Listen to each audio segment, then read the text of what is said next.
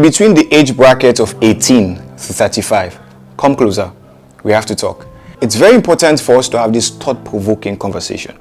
I have 5 unpopular opinions that we have to pay close attention to. They're unpopular because they might trigger a lot of people into thinking otherwise. But today, I want to discuss these 5 unpopular opinions and how they really relate to young people. The first unpopular opinion is the soft life that you want is built on the hard labor of somebody.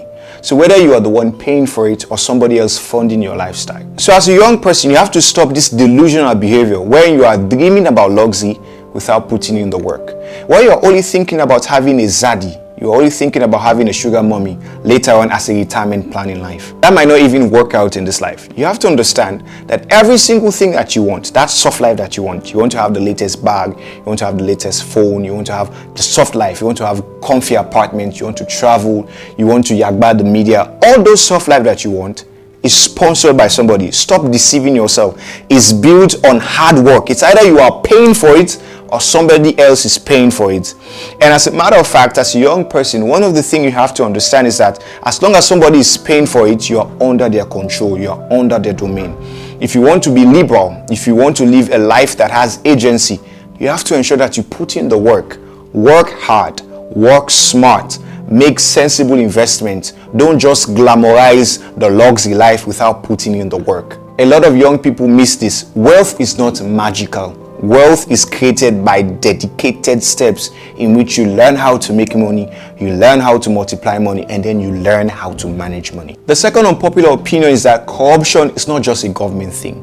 All of us have micro-government, and at a certain level in this life, our government is failing. If you think about our own very lives, our daily activities, there are people who accept bribes, cut corners, reduce the quality of items in the market. All of these things are lowered down, and then we just blame the macro government for getting our own micro government, the things that directly affect us. You have to understand it's critical as a young person that corruption is not just a government thing, it's a human problem. And oftentimes we're too quick to be anti-corruption because we are not directly benefiting from it. The moment we benefit for something, we start giving flimsy excuses why this thing is acceptable. The moment one politician gives you amount of money, then you justify their behavior. Corruption is a normal human problem. So as a young person, one thing you have to develop is honesty, integrity. This is a thing that's non-negotiable This is a trait that is non-negotiable in whatever you are doing, whatever venture you are involved in. The third unpopular opinion, which I think is very critical and is going to trigger a lot of people, is that financial literacy is more important than religious studies in our schools. Yes, my dear, saying God will provide is not a financial strategy. Praying your way out of a financial lack when you clearly mismanaged your way out of it is conflicting to me. Because a lot of times people want to pray their way out of a situation they behave themselves into. Even God, who is the master, the Almighty, understands the principles of management.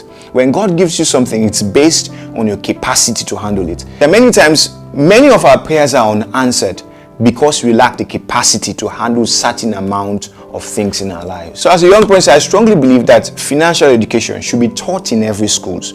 We should be taught how to make money. The various ventures, entrepreneurial ventures, how to start a business, how to run a business. We should learn how to manage money, how to develop a system of savings, how to develop a system of investment, asset management classes. We should learn how to multiply money as well, how to make diverse portfolio investments, which are very critical if we're going to ensure that we have a retirement plan, if we're going to ensure that we live life to the fullest at this pivotal point in our life. So finances is not just wishing God will provide. Finances is based on a financial strategy. You work towards something that God has given you, the resources. You manage it well, you multiply it, and then God will add more into your life. The fourth unpopular opinion is entrepreneurship is not for everybody, and that's completely okay.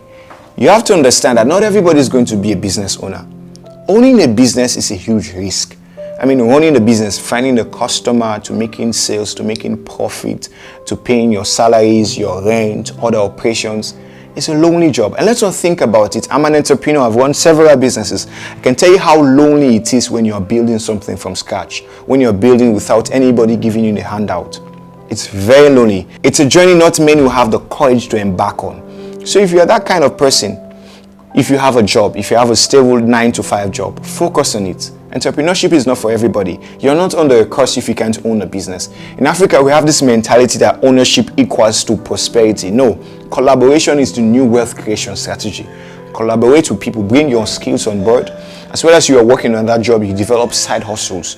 But you cannot completely neglect that when you have a job, then you can completely neglect and say, I want to start a new business.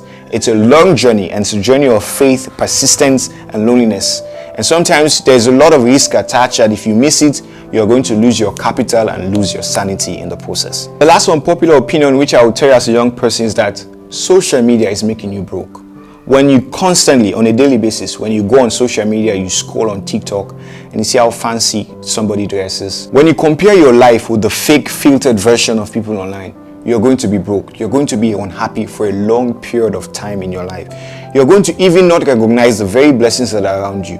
When you look at somebody's skin and then say the skin is skin, forgetting that they're using filter, and then you have to use all your money to buy 5, 6 different type of skincare products, you're going to be broke. When you think about somebody building a shoe collection, a perfume collection, somebody having bigger apartments, I think as young people, we're too focused, we're too overly concerned about the aesthetics.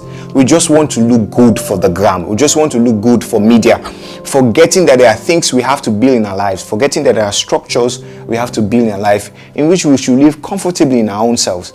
Forget about the media. You're going to be broke all your life if you are constantly trying to keep up with trends and fags online. So as we wrap up this episode, many of these points are unpopular opinions, but if they resonate with you, that means that it's something that people are going through. Now, whilst this might trigger a lot of people, I understand completely that these are things as young people will have to pay close attention to. I wish you the best, and I'll see you next episode. Cheers.